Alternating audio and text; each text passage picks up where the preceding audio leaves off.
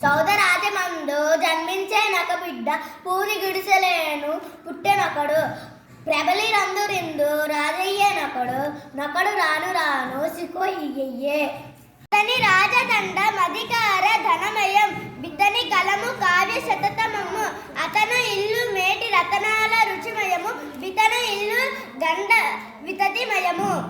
ఎరుగు రాజు రాజును కవి ఎరుగును కవిని రాజు గణేయం పండ కవి రాజు గణన చెయ్యుడు కవిను రాజిద్దరాత్మ గౌరవ కాముల్.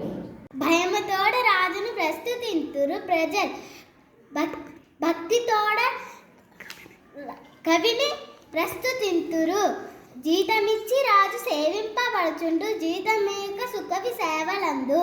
రాజు చేతి కత్తి రక్తంబు వర్షించు సుకవి చేతి కలము సుధలు గురియు అతడేల గలుగు యావత్ ప్రపంచంబు నీతిడేల గలుగు నిహము పరము. రాజు మరణించే ఒక తార రాలిపోయే కవియు మరణించే ఒక తార గగనమెక్కే రాజు జీవించే